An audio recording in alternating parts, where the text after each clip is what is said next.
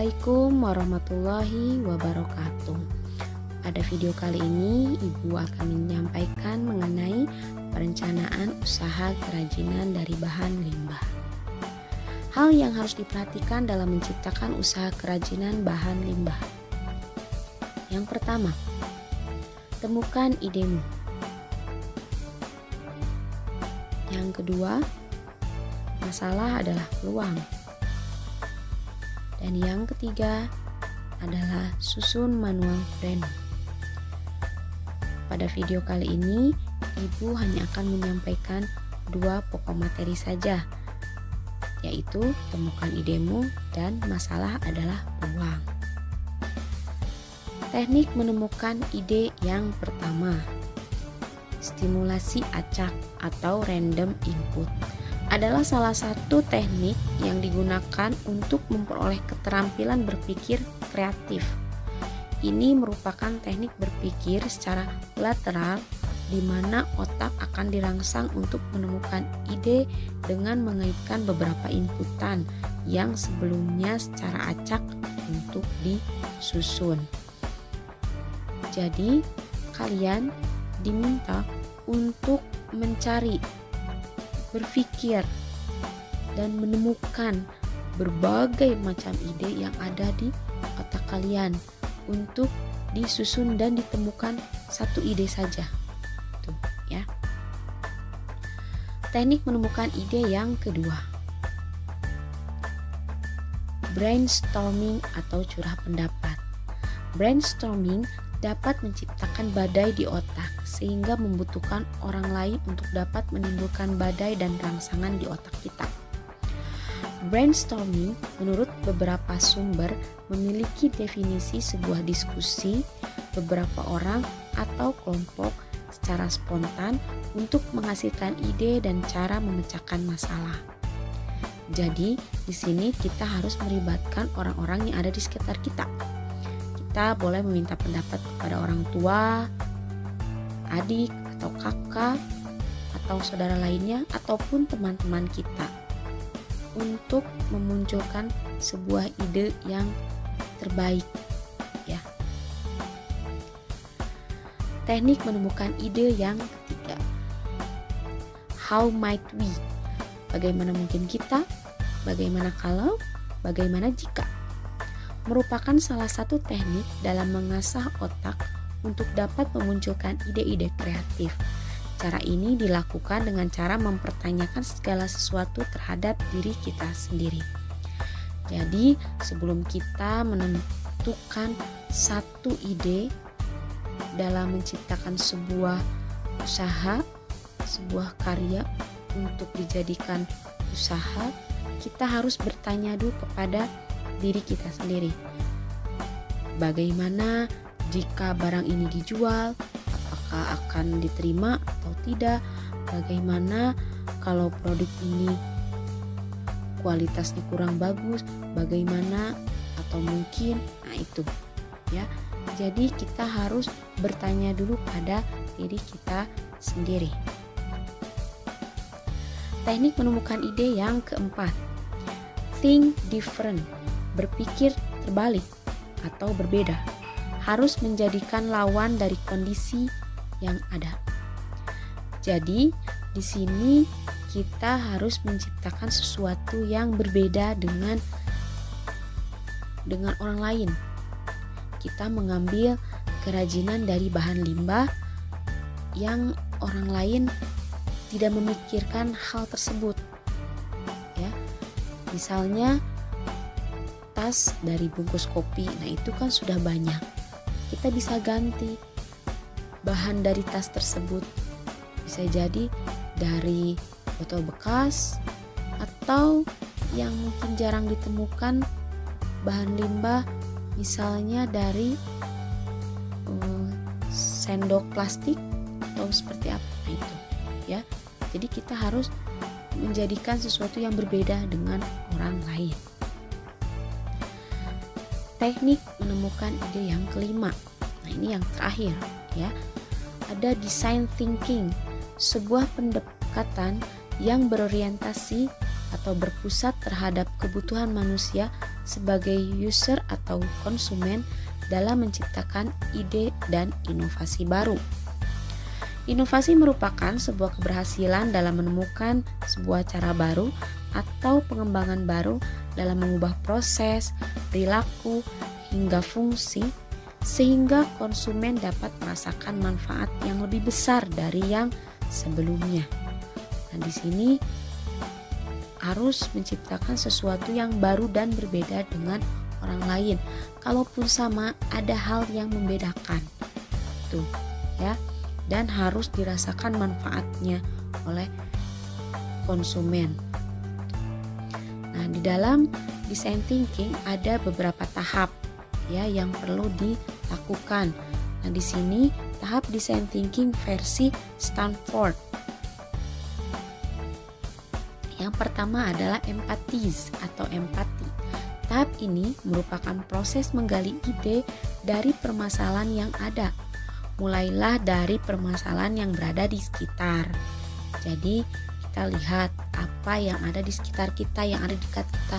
Kita jangan jauh-jauh melihat negara lain. Kita lihat wilayah kita berada di Bandung dulu. Tuh, ya. Jadi yang di sekitar. Nanti kalau misalkan tidak menemukan, kita ke wilayah yang lebih besar, Jawa Barat. Agak kurang ke Indonesia, ya. Tuh. Nah, di sini proses empatis dapat dilakukan dengan cara satu, si amati. Jadi kita lihat ya, dengan cara melihat dulu. Kedua, hear, dengarkan. Kita harus bisa mendengarkan pendapat orang lain, ya. Yang ketiga, feel, rasakan. Kita harus bisa memposisikan sebagai konsumen, ya. Jadi bagaimana jika produk yang kita buat ini dipakai oleh konsumen. Dan yang keempat, do, lakukan atau perbuat. Nah, ini mulailah menjalani atau menciptakan ide, ya. Kita catat, boleh di kertas atau di mana saja di buku kalian. Nah, itu ya, agar ide yang kalian buat itu bisa benar-benar ditemukan, ya, ditemukan yang benar-benar brilian.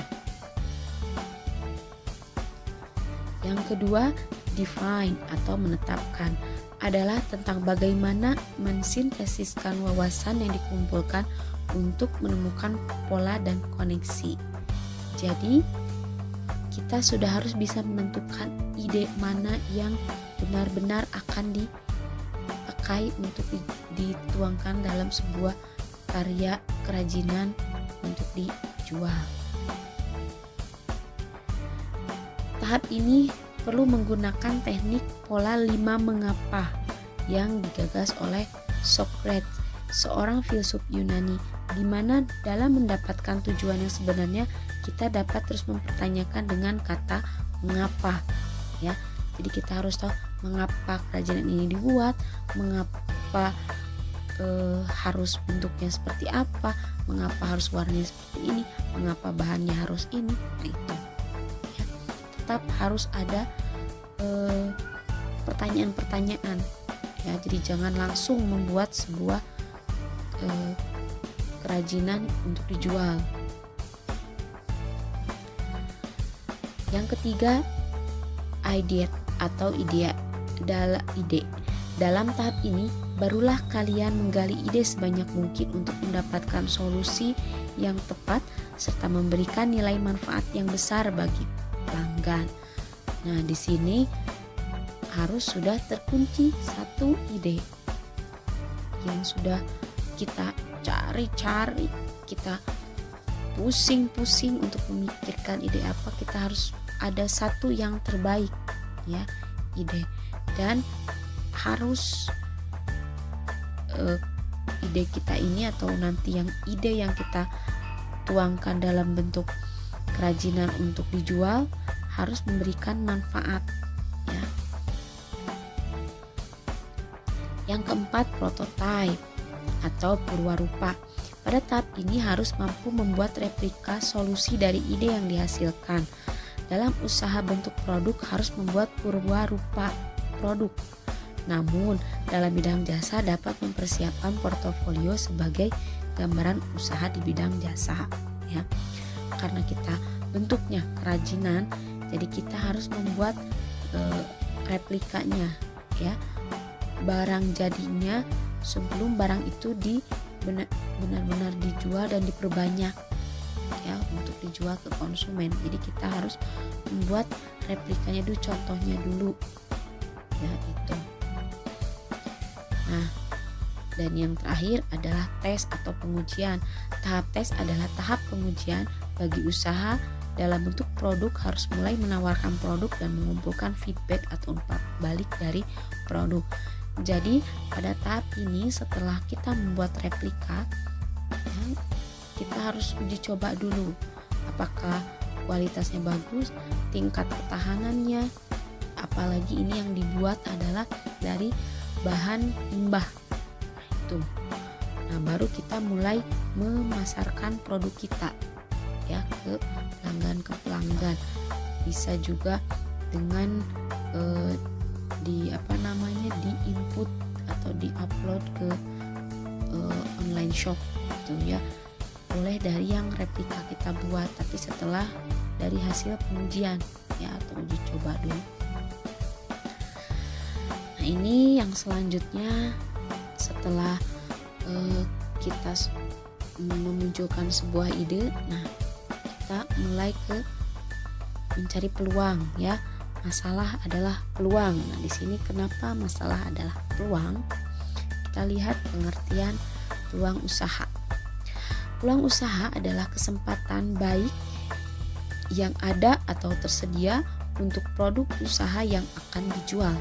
Sebuah ide usaha adalah konsep tentang kemungkinan sebuah usaha. Sebuah peluang usaha adalah ide usaha yang telah terbukti layak setelah dievaluasi dan dibandingkan dengan yang lainnya.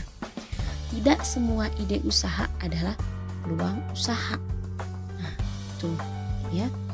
Bisa jadi ide yang kita buat itu belum tentu cocok untuk dijadikan sebuah usaha, ya. Misal kalian membuat kerajinan dari bahan limbah botol bekas, ya, botol bekas berbahan plastik, kalian buat misal pot bunga, bisa jadi kerajinan yang kalian buat tersebut tidak akan mungkin laku di pasaran. Nah, itu, ya. Tapi kalau kalian bisa menciptakan botol bekas tersebut menjadi sebuah pot yang menarik dan bisa menjadikan usaha, nah itu berarti jadilah peluang usaha itu. Nah, jadi bagaimana kalian memperlakukan sebuah botol bekas tersebut, itu ya. Nah, di sini ada analisis peluang usaha dapat menggunakan metode analisis SWOT yang berfungsi untuk memetakan dan mengevaluasi kebutuhan strategi usaha menggunakan 4 langkah yang sangat mudah untuk dapat dipahami. Dan metode ini diperkenalkan pada tahun 1960-an oleh Albert Humphrey dari Stanford Research Institute. Nah, di sini ada 4. Yang pertama ada kekuatan. Nah, ini ya, jadi kita harus memunculkan kekuatan yang ada pada produk kita. Jadi jangan sampai produk kita ini tidak memiliki kualitas, ya, tidak ada keunggulannya. Jadi orang mana mau membeli produk yang kita buat itu. Jadi produk yang kita buat harus memiliki kekuatan. Yang kedua adalah kelemahan. Di sini di balik kekuatan pasti ada kelemahan.